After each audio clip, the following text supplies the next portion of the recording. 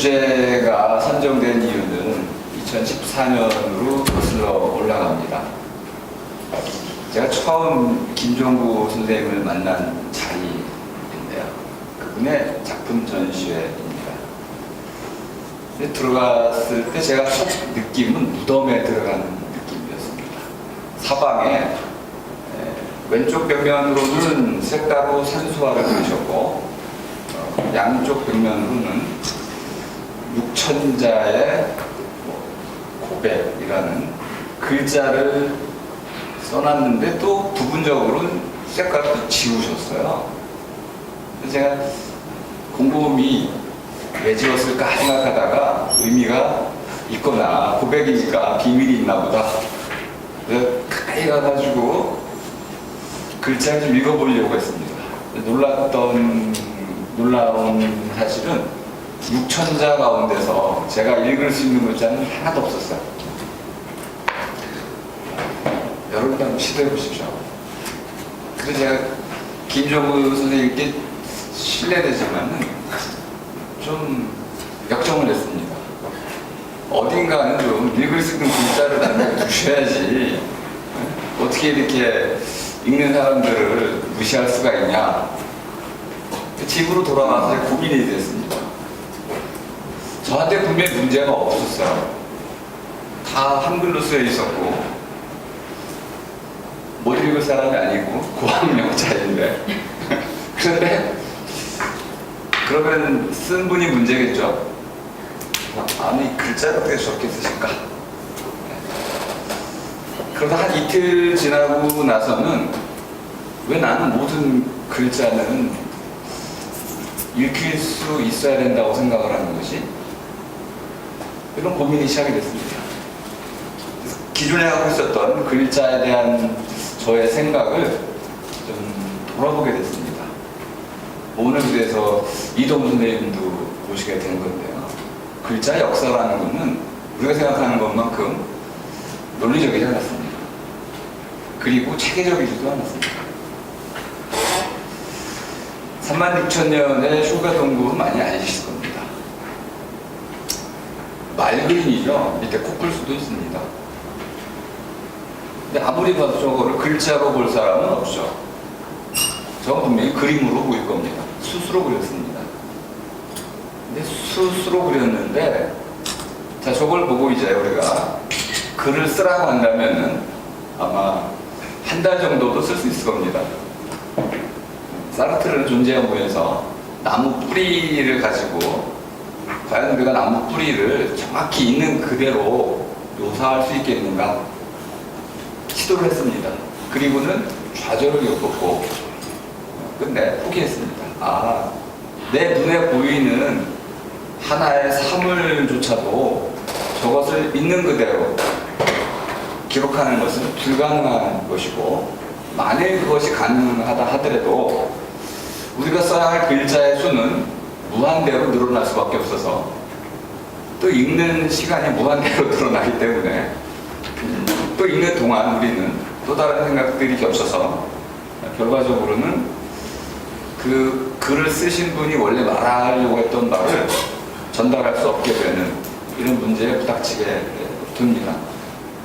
그래서 우리 천사들께서 하시는 방식대로 글자가 말하려고 하는 바에 대해 집착하지 말고 자기 자신의 경험으로 돌아가는 것이 좀 더 현명한 건지도 모르겠습니다. 근데 쇼베동굴에서 제 눈에 띄었던 것은 말 그림이 아니었고요, 손 그림이었습니다. 이 손은 그렸다기보다는 여러 가지 물감들을 활용해가지고 뿌린 겁니다. 그러니까 색칠했다기보다는 손을 이렇게 두고 우리가 연필로 그리듯이 그려낸 뒤에 거기다 물감을 뿌려서 무늬를 새긴 거죠. 처음에는 그렸는데 왜 나중에는 새겼을까? 뿌렸을까? 아마 자기들이 그렸다는 것을 남기고 싶었을지도 모르겠습니다. 전 모르겠어요. 이 부분의 가장 중요한 부분이 모른다는 겁니다. 손이라는 것은 알겠습니다. 그런데 잘 보시면 현재 우리 인류랑 비슷하게 생긴 엄지손가락도 있고요. 이거 분명히 현생 인류 호모사피엔스입니다. 근데 위에 있는 손가락은요, 호모사피엔스가 아닙니다. 저건 거의 유인원에 가깝습니다. 근데 분명히 도구를 사용했으니까 도구를 사용한 인간을 호모 하빌리스, 도구를 사용할 줄 아는 사람, 이렇게 명령을 이름 붙였죠. 두 종류의 사람들이 나란히 한 동굴을 거쳐 살았다는 걸 알 수 있습니다. 근데 그들에게는 자신들이 누구인지, 왜 말그림을 그렸는지, 그리고 이 시기는 빙하기에 가까운 시기였습니다. 먹을 것이 없었죠. 고난의 세월을 보낼 수밖에 없었습니다. 밖에 나가면 포식자들이 있었고, 그들의 생활을 우리는 정확히 알 수는 없지만은 분명히 괴로운 생활이었을 겁니다. 그럼에도 불구하고 이러한 예술 작품을 그렸다는 것은 그들에게 분명히 문화라는 것이 있었다는 것을 반증해 주는 것입니다. 저 그림은 현대의 어떤 화가가 그려도 그랬다고 해도 손색이 없을 만큼 완벽합니다. 그리고 원근법도 살아있습니다.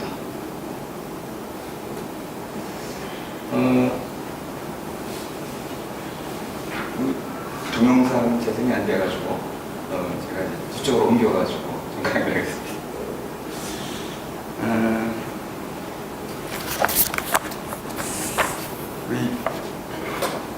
교재가 있는데요. 발표집의 83쪽을 잠깐 봐주시면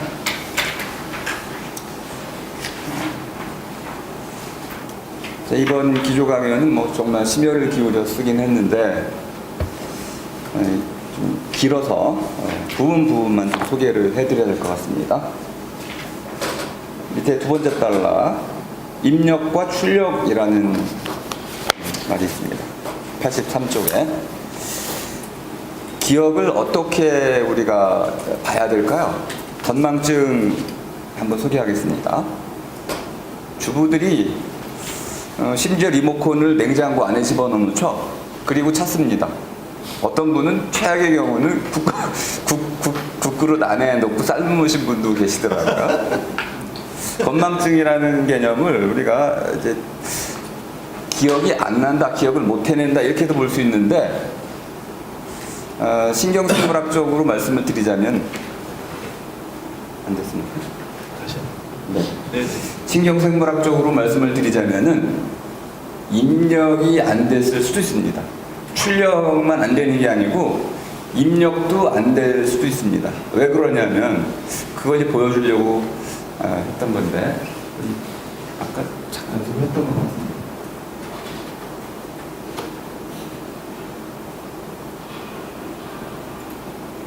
아니군요. 죄송합니다. 우리 뇌의 구조는 뉴런 시냅스들이 부스팅, 활성화되는 방식을 통해 가지고 연결이 됩니다. 그런데 시냅스들 사이에는 뉴런과 뉴런 사이에 시냅스는 비어 있습니다.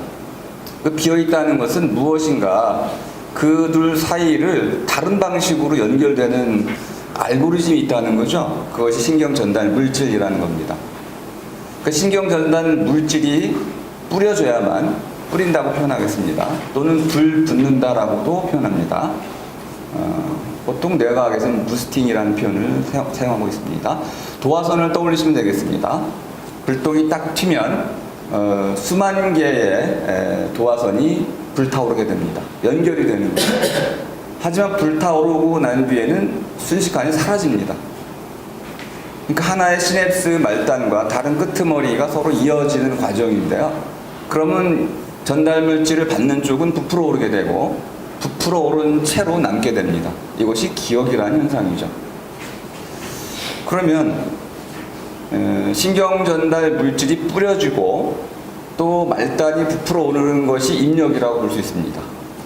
근데 이 입력이 되려면 편도체의 도움을 받아야 됩니다. 감정과 어떤 자극의 반응을 받아야 되는 거죠. 근데 온통 남편 생각을 하고 있다가 리모컨 짚고 훅 집어넣고 나면은 눈으로는 봤을지 몰라도 우리 뇌 안에서 회로는 형성이 안 돼 있습니다. 단기 기억조차도 형성이 안 되기 때문에 실제로는 기억을 안 한 거죠. 당연히 그것을 끄집어낼 수도 없습니다. 그러니까 이거는 우리가 집중, 포커싱이라는 개념으로 말을 바꿀 수가 있겠습니다. 85쪽으로 가시면 그 허준의 동의보감 그거 단락 거기에 제가 이제 기억이란 말을 좀 바꿔야겠다. 기자라는 건 바르게 적는다는 뜻입니다. 사기 이럴 때 바르게 적는다는 뜻을 갖고 있는데요. 오늘날 우리는 그런 식으로 기억을 설명하기 좀 어렵습니다. 메모리는 무네모스네라는 말에서 왔는데 그대로 떠올린다, 노래한다 이런 뜻입니다. 재생 또는 리콜, 다시 불러낸다 이것이 서양에서는 기억의 본질로 이해가 됩니다. 근데 이 둘 다 오늘날에는 이제 좀 문제가 있는 규정이라고 볼 수 있습니다. 왜 그러냐면 이제는 뇌과학이 우리 기억이 어떻게 일어나는지를 정확히 설명해 주었기 때문에 그렇게 예전 뇌를 모르던 시대의 말들을 가지고 기억 현상을 설명하면 틀린 설명을 또는 거짓된 잘못된 설명을 하게 되는 거죠. 이거를 좀 바로잡기 위해서 아로새김이라는 표현을 사용하겠습니다. 아로다라는 말은 연결 짓는다는 뜻입니다. 그러니까 뇌의 뉴런 시냅스들이 서로 자동적으로, 그러니까 기억의 주체는 사람이 아닙니다. 뇌의 시스템이라고 볼 수 있습니다. 머리 좋은 사람이 따로 있는 거죠. 기억력 좋은 사람이 따로 있습니다. 뇌가 다른 거죠. 근데 새긴다는 것은 좀 다른 겁니다. 새긴다는 것은 엮는다는 것이고, 엮는 방식은 뇌만 활동하는 건 아닙니다. 여기에는 자기의 이전의 기억들, 그리고 엮는 방식들, 말 또는 경험 또는 주변에서의 어떤 이러한 경력, 이 모든 것이 한데 아우러져 가지고 엮어냅니다. 그러니까 얼러지는 과정은 자동적으로 감각기관과 뇌를 통해서 자동적으로 이루어지지만은 새기는 과정은 감정과 언어와 문화 그리고 본인의 목표의식 등 의식이라고 하는 이런 것들이 모두 작용해서 결과적으로는 완벽한 기억을 가질 수 있느냐 없느냐가 결정이 된다고 볼 수 있습니다. 자, 86쪽으로 오시면 제가 재미난 질문을 하나 해놨는데요. 여러분들은 물고기가 기억을 할 수 있다고 생각하시나요? 나쁘다고 그랬는데요. 네, 3초 뭐 이런 속설들이 있습니다. 그래가지고 건강상 심하면 붕어냐 금붕어. 예.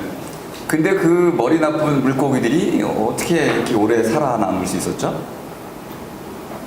나무는 어떤가요? 그건 안 하고 오래 살 수 있지 않을까요? 그럼 인간은 왜 기억을 발전시켰을까요? 사람이 기억을 발달시킨 이유는 생존에 유리하기 때문에 그런 것이죠. 그 물고기에도 그대로 적용할 수 있습니다. 머리 나쁜 물고기가 있고, 어릴 때 왜 고기 잡아보셨잖아요. 머리 좋은 물고기들은 잽싸게 도망가고요. 머리 나쁜 놈들이 잘 잡히죠. 개도 그렇죠. 개 이불을 덮어놓으면 순식간에 빠져나오는 개가 있습니다. 거의 IQ 70 수준입니다. 근데 그 안에서 뱅뱅 돌다가 못 나오는 개도 있습니다. 머리 나쁜 개가 있죠. 제 얘기의 핵심은 기억이라는 것은 뇌에서 일어나는 사건이라는 겁니다. 뇌 구조에 결정적으로 의존해 있는 현상인데요.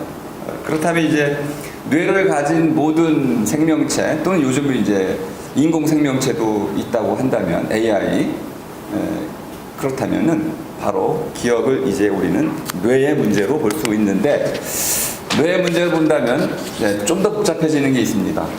한 가지는 우리 뇌는 감각기관과 연결되어 있습니다. 내감, 외감. 그러니까 뇌는 복합 미디어이기 때문에 모든 것을 동시에 처리하는, 작업기억이라는 표현을 제가 써놨는데요. 88쪽에. 작업기억이라는 걸 통해 가지고 보면서, 들으면서, 맛보면서 또는 추억에 떠올리면서 또 추론하면서 미루어 보면서 감정을 느끼면서 모든 걸 동시에 처리할 수 있죠. 그럼 이런 동시 처리가 가능한 방식이 우리 뇌의 주요한 특징이라고 한다면은 과연 이것을 우리가 글로 적을 수 있을까요? 냄새를 그건 그대로 담아낼 수 있을까요? 이제 적는다는 표현 대신에 담는다는 표현 한번 써보겠습니다. 이제 글자라는 것을 글을 적기 위한 기호다, 수단이다, 이 정도에서 이제 좀 더 확장을 해가지고 글자라는 것이 우리 뇌에 들어와 있는 이런 기억을 담아내기 위한 수단이다, 이렇게 본다면 현재 우리가 갖고 있는 글자는 또는 말은 우리 기억의 아주 적은 부분만 담아낼 수 있을 뿐입니다. 심지어 그 기억은 담아놨던 건 어디론가 새어 나가고 또 심지어 깨지기도 합니다. 90쪽에 보면 제가 영화 한 편, 라지니라는 영화를 잠깐 소개해놨습니다. 분석행유, 인류 역사에서는 기억을 지우기 위한 사건과 기록을 지우기 위한 수많은 사건들이 있었습니다. 그래서 인류는 거꾸로 기억의 안정성, 기억을 보존하기 위해서 사투를 벌였습니다. 그 기억을, 그런 역사를 제가 쭉 서술해 놨고요. 92쪽까지 쭉 이어집니다. 코덱스를 거쳐서 인류는 완전히 새로운 기록 문자를 갖게 됩니다. 글자뿐만 아니라 그림, 둘을 한꺼번에 기록할 수 있게 된 거죠. 복합 미디어를 탄생시켰습니다. 오늘날엔 소리까지도 담을 수 있습니다. 디지털 미디어죠. 디지털 도서관은 기본적으로 기억을 담는 정도가 아닙니다. 이제는 현장을 담는 수단이죠. 현장을 담을 수 있습니다. 우리 뇌는 그걸 담을 수가 없어요. 하지만 이제 디지털 미디어는 기억과 기록뿐만 아니라 아예 현장 전체를 고스란히 담아낼 수가 있습니다. 94쪽으로 가시면은 이제 세 번째 단락에 제가 새로운 낱말 하나를 소개해 드리고 있습니다. 첫 번째 단락, 첫 번째 문장. 모든 기억을 본디 그대로 담아낼 수 있는 글자. 이걸 뭐라고 부를까요? 이런 글자는 없죠. 요거를 알자라는 이름으로 일단 부르겠습니다. 그리고 이 알자라는 데 설명은 쭉 나와 있는데 기본적으로 알자는 내가 알게 된 모든 것을 담아내는 것, 이렇게 이해하시면 되겠습니다. 온전한 기억을 담아낼 수 있는 그러한 새로운 글자 체계가 필요한 시대가 됐다. 이미 구현이 됐다고 저는 생각을 합니다. 96쪽에 보면은 구글이 제시한 하이프 사이클 하나를 제시했습니다. 이 안에는 빅데이터라고 할 수 있는 사람으로서는 가늠할 수도 없고 계산할 수도 없고 또 이런 결과를 도출할 수도 없는 빅데이터입니다. 이것을 눈으로 볼 수 있게끔 새로운 형태로 그려냈죠. 이게 알자입니다. 그 밑에 있는 것은 지난해 저희가 그렸던 인포그래픽스입니다.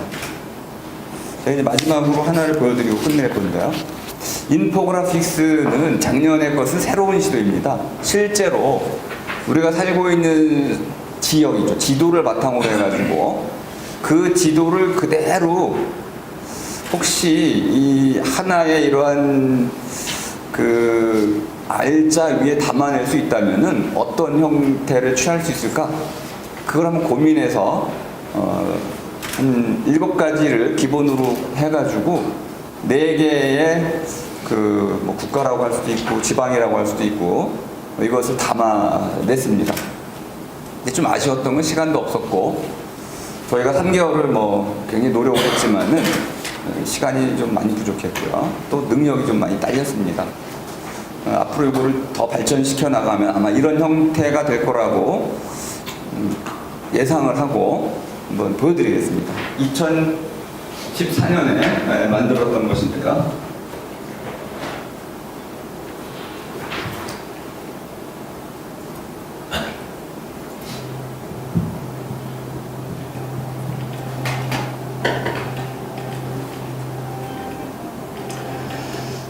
아, 2014년은 저희에게 가장 창조적인 해였습니다. 세계문자 심포지아에서는. 과연 하나의 그 스크립트, 문자라고 하는 것이 생겨난다면 어떤 일이 벌어질까요? 어떻게 보여주죠, 그거를? 노션 인포그래픽스를 한번 보여주자. 그런데 문자라는 것은, 글자라는 것은 뭐 하늘에서 뚝 떨어지는 신화적 사건으로도 설명하시는 분들이 있습니다. 근데 아무리 연구를 해봐도 그런 사건은 일어난 적이 없습니다. 글자라는 것은 아까 우리 쇼베동굴에서 봤던 것과 같은 3만 년 유구한 역사를 거치면서 우연히 또는 집단적으로 수많은 실패를 겪으면서 만들어진 거죠. 그리고 그것이 하나 만들어지면 기본적으로 비슷한 문화의 삶을 갖고 있는 지역으로는 아주 빠르게 퍼져나가고 공유되고 소통되고 심지어 1000개씩 있던 글자들이 이제 26개로 줄어드는 신비로운 사건들이 일어납니다. 그리고는 전 세계로 퍼져나가는 일이 벌어지는 거죠. 이 모든 문자 사건에는요, 인류사 전체가 함께 작동할 뿐만 아니라 여기 보여드리지 못했지만 지리와 기후라는 지구의 사건도 함께 놓여 있습니다. 이 부분을 보여드릴 수가 없었죠, 그냥. 근데 이것이 맞물려 있다면 이걸 다 보여줄 수 있는, 그리고 이렇게 넓은 영역은 우리가 충분히 보여줄 수 있습니다. 디테일이 없기 때문에. 하지만 이것을 특정한 지역 한 군데로 파고 들어가면 사람이 나와야 됩니다. 한 사람의 인생을 그려낼 수 있는 길이 있을까요? AI는 가능할지 모르겠습니다. 이제 모든 인류는 페이스북이라는 이런 새로운 SNS를 통해 가지고 개인의 디지털 발자취를 무한히 남기고 있습니다. 그것들을 AI는 모두 차곡차곡 기록하고 있을 뿐만 아니라 분류할 수도 있고요. 그 분석을 바탕으로 해서 그분의 취향을 말해줄 수도 있습니다. 그리고 내일 김원명 선생님이 어디 계실지 예측할 수도 있습니다. 이걸 통해 가지고 이번에 트럼프가 대선에 승리할 거라는 걸 예측을 했습니다. 사람은 할 수 없었지만 AI는 이미 그런 일을 5초 이내에 끝낼 수 있습니다. 그렇다면 이제 앞으로 인류가 지금 가야 할 방향, 세계 문자는 어디로 가는 걸까요? 아직도 우리 손으로 쓰는 핸드라이팅을 만족해야 하나? 물론 영원히 사라지지 않을 겁니다. 예술이 그걸 지켜줄 거예요. 과학은 이미 그걸 넘어섰습니다. 그런데 제가 이 알자라는 개념을 제안하면서 그동안 인류가 만들어온 모든 문자, 글자 또는 그림 또는 미디어들은요 사라지지 않습니다. 사라지지 않을 뿐만 아니라 그것이 새로운 형태로 창조적 종합을 통해서 모두 끌어안는, 아우르는 이런 방태로, 이런 형태로, 다시 말하면 우리 뇌를 그대로 재현하는 방식으로 글자가 발전해가고 있습니다. 근데 이런 것을 너무 복잡해가지고 우리 AI에게 다 맡겨야 되는지, 아니면 좀 사람도 좀 사람의 어떤 사람다움이라고 해야 되나요? 틀릴 수 있어야 되고 잊어버릴 수 있어야 되고 뭔가 오해가 일어나야 되고 이런 부분 우리가 남겨둬야 되는 거 아닌가? 이것까지 그래서 딱 꺼내가지고 네가 지난번에 녹음한 거 들어볼래? 하고 탁 틀어주는 이런 비인간적인 행위를 우리가 기계처럼 해야 되는 걸까요? 아니면 설령 그때 네가 잘못 말을 했을지라도 너의 인격을 믿고 그때 네가 실수였구나 라고 충분히 그것을 우리가 유한성이란 개념으로 수용을 하면서 세계의 고유성과 다양성을 동시에 인정하는 이런 방식으로 나아가야 되죠. 그게 앞으로 우리의 고민이 될 거라고 봅니다. 네, 두서없는 발표였는데요. 네, 저도 완벽히 정리되어 있는 건 아니고 문자는 기억할 수 없다고 믿어왔는데 실제로 이제 AI는 모든 걸 기억하기 때문에 이제 가치 있는 것은 기억이 아니라 망각이 되는 보르헤스의 말을 끝으로 제 강의를 마치도록 하겠습니다. 네, 고맙습니다.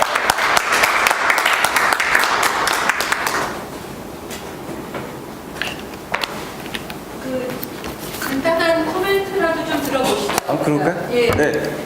질의 응답이 아니더라도 듣고 계신 생각이나 뭐 추가적으로 하고 싶은 마이크를 말씀, 오피셜이 어느 정도 지금 우리 이제 문자의 기억의 길을 AI 시대에 모든 것을 기억하는 인공지능이 있는 시대에 우리는 오히려 망각하기 이게 이제 필요한 일이 되지 않을까라는 말씀을 해주셨는데요. 네. 같은 말이나 주셨으면 좋겠습니다. 네. 바뀌어주세요. 네. 왜 날?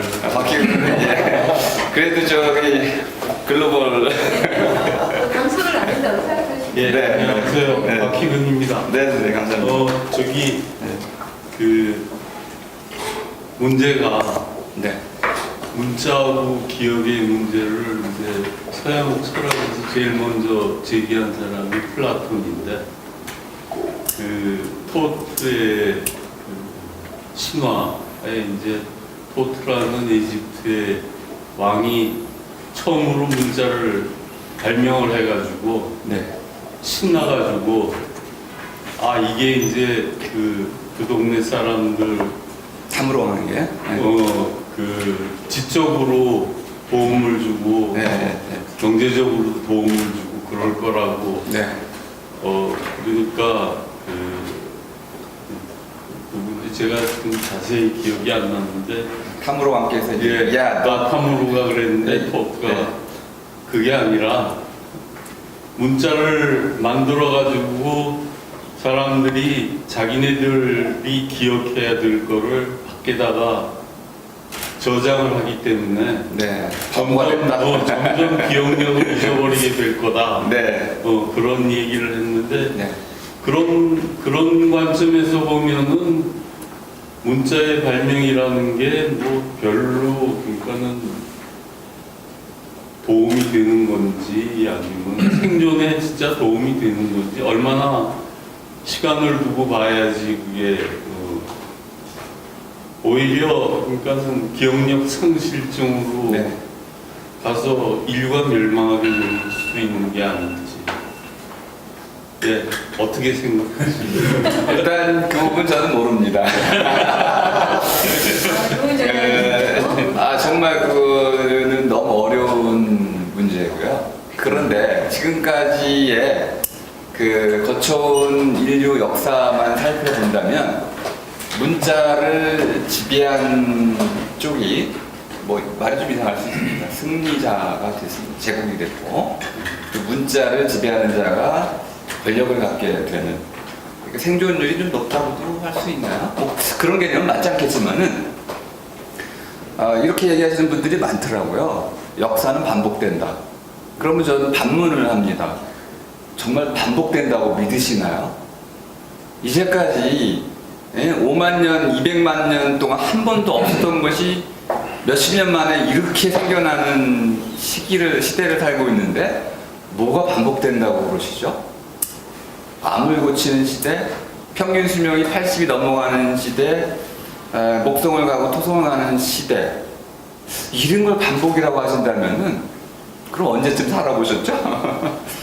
인류는 이제까지 전대 그 미답에 바닷속 온 곳 인간의 세포 속 유리 하나 만들어 가지고 망원경 현미경을 만들어서 미생물 그다음에 지구가 돈다는 걸 통해 가지고 태양 중심설 이런 거를 정확히 수학적으로 증명하고 그 위에서 새로운 과학 기술 문명과 예술의 창조성을 한데 아우르는 이러한 현대 문명을 만들어 왔는데 이거를 어떻게 반복된다고 그래서 뭐가 반복되는지 한번 설명해 보시죠. 그러면은 태어나 죽는데 네 거기 동의합니다. 코멘트 하실 분들이 기다리고 있어서 알겠습니다. 모른다가 정답 전 대답 모르겠습니다. 그 부분은. 네. 근데 ALCOL이라는 그 재단이 있어요. 정확히 말하면 ALCOL Life Extension Foundation인데 네. 거기서 보면은 인간의 그 시신뿐만 아니라 뇌만 따로 떼갖고 네.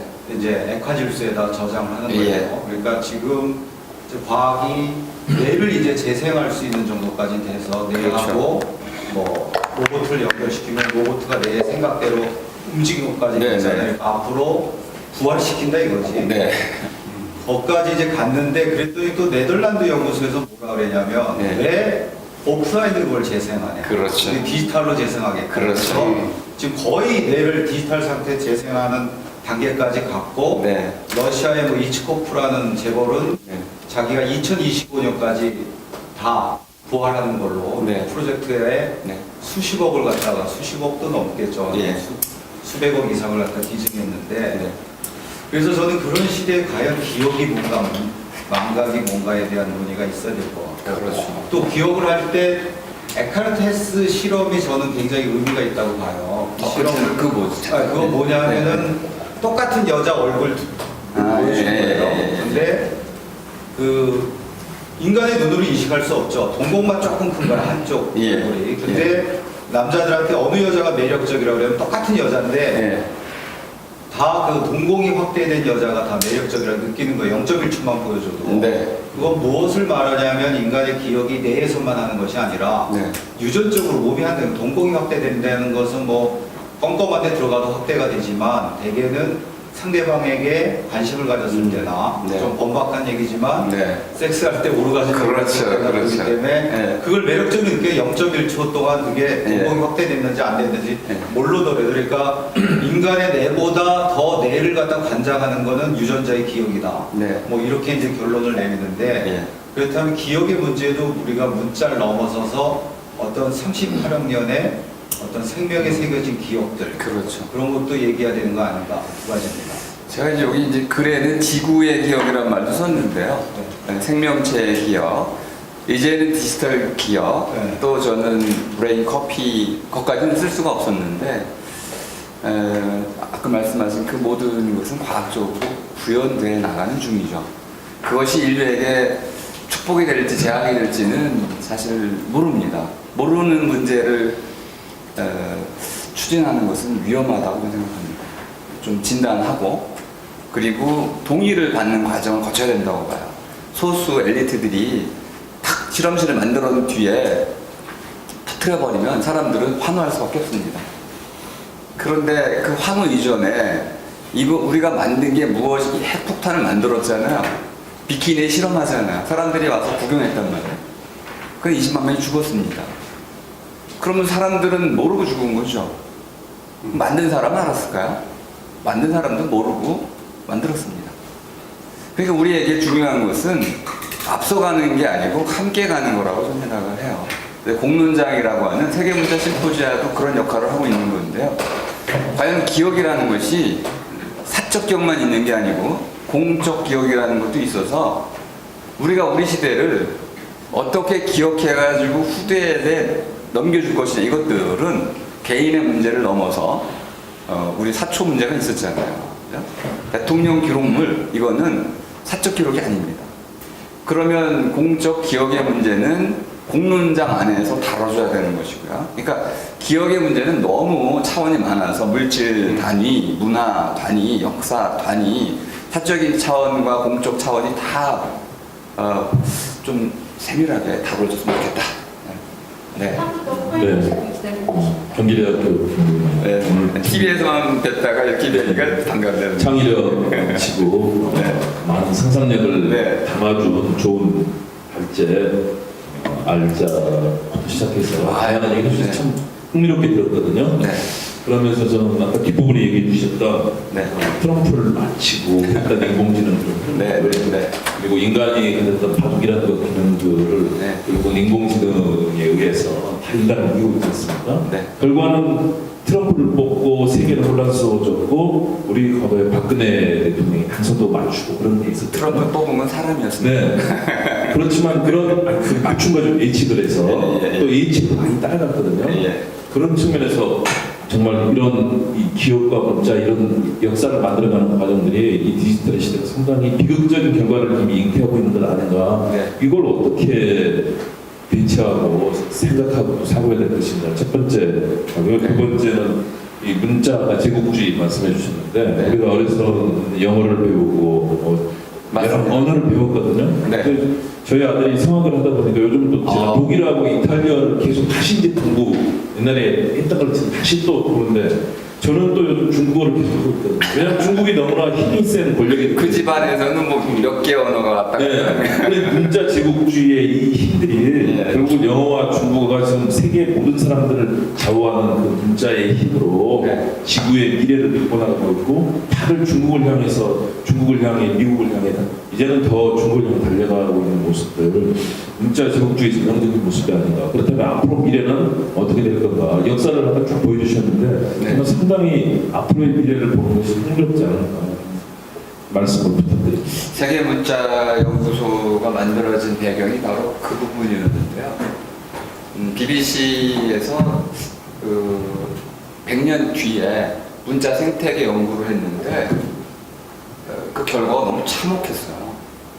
세계의 1대1 랭귀지입니다. 말. 이것만 의미 있게 살아남고 나머지 말 7,000개라고 칩시다. 6,000개든 7,000개든 거의 쓰이지 않게 된다는 거예요. 100년 뒤가 그 정도면 200년 뒤는 소멸된다는 뜻입니다. 한 세대면 소멸이 되니까. 그래서 저희가 그럼 이걸 어떻게 해야 되느냐. 작은 말들을 보호하는 것도 의미가 없습니다. 그건 선택이기 때문에 그래요. 트럼프를 뽑은 분들은 뭐 그 책임을 스스로 같이 짊어지는 거죠. 뭐 어떡하겠습니까? 공동체에서 결정한 문제는 공동체 전체가 함께 책임질 수밖에 없는 것인데요. 말도 똑같습니다. 말은 뇌 속에 들어있는 겁니다. 왼쪽 귀 바로 뒤쪽에 죄송합니다. 여기에 말이 들어있습니다. 요 분이 이 문제가 생기면 말을 배울 수도 할 수도 없습니다. 생물학적인 사건인 거죠. 사람이 죽으면 말도 죽는 겁니다. 사람의 몸이 바로 말의 무덤인 것이죠. 하지만 여기 부활도 됩니다. 아이가 다시 말을 배우잖아요. 그러면 공동체가 이어간다는 것이 말에서 가장 중요한 사건이라는 걸 알 수 있습니다. 문자는 그렇지 않은 것처럼 보이는데 이게 이제 저희가 문자에 관심을 기울이는 겁니다. 유네스코는 체록을 했어요. 말 소리를 체록을 했습니다. 그러면 음성으로 저장이 되겠죠. 하지만 그 뒤엔 어떤 일이 벌어질까요? 그 말을 할 사람이 한 명도 없고요. 그 말 들어도 이해할 사람이 하나도 없습니다. 그런데 문자를 가지면 신기한 일이 벌어집니다. 재래 의식을 할 때요, 그 문자를 가지고 읽습니다. 어쨌든 전문가 몇 명은 그 문자를 계속 보존해 가야 그리고 어느 순간에 그것이 활성화되는 때가 생깁니다. 그러니까 다시 되살리는 면에서 본다면은 음성 시그널보다는 스크립이 훨씬 유리하고요. 또 이 스크립은 쓰임이 굉장히 다채롭습니다. 예술적으로 쓰일 수 있고 특정한 문서에도 쓰일 수 있고 옷에도 쓰일 수 있고 문자가 쓰일 수 있는 그 도킨스의 표현대로 하자면은 그 번식률이 말보다 훨씬 높다고 할 수 있습니다. 생존율이 훨씬 높습니다. 그래서 저희는 이제 문자에 좀 초점을 맞춰서 유네스코는 엄청난 돈을 들여서 체록을 하지만 우리는 그냥 결국 문자를 사랑하자. 뭐 이런 정도의 구호로 그리고 다양한 문자가 생겨 나온 것처럼 미래에도 다양한 문자들이 만들어질 것이다 라는 두 가지 되돌아보니 그렇고 미루어 보니가 그럴 것이다 라는 예측을 가지고 이건 공동체의 문제입니다. 개인이 결정할 수 있는 문제는 아니고요. 미국 제국주의라고 우리가 얘기하는 그 침탈이 있었죠. 강제라고도 할 수 있고 뭐 자발적이라고도 할 수 있습니다. 공동체 문제였습니다. 일제강점기 때 우리말로 학문을 못했습니다. 일본어로 했을 것 같습니까? 일본어로도 못했습니다. 해방 뒤는 어떻게 됐을까요? 해방에서부터 60년까지 45년 60년 사이에 한국어로 그리고 한글로 학문하고 하자고 붐이 일어나가지고 많은 사람들이 한글과 우리말로 글 쓰고 교과서를 만들고 했습니다. 근데 60년대에 박정희 정권이 들어서면서 갑자기 일본식 학소로 다 바꾸라고 명령을 내리는 바람에 지금 우리가 쓰는 모든 학소로들은 일본식 한자, 일본어입니다. 한자가 아니고 일본어입니다. 이거는 공동체 문제라는 거야. 근데 이걸 바꿔갈 수도 있습니다. 공동체 문제죠. 그러니까 우리가 이런 공론장을 통해 가지고 어떻게 제국주의에 맞설 건지, 맞서는 게 좋은지, 그냥 제국주의에 흡수되는 게 좋은 것인지 제 얘기는 아니고 언어학자들이 제시해주는 답은 딱 한 가지입니다. 자기 문화에 대한 자긍심을 가지는 이런 공동체는 자기의 말과 글을 잃어버리지 않고, 그렇지 않은 공동체는 한 세대 만에 자기 말과 글을 잃어버리더라. 그러니까 이 자긍심 교육이라는 것이 핵심이라는 것을 알 수 있습니다. 대답이 좀 부실했습니다, 선생님. 네. 네. 네, 여기까지 네. 그럼 첫 번째 세션을 마무리하도록 하겠습니다. 감사합니다. 박수 부탁드립니다.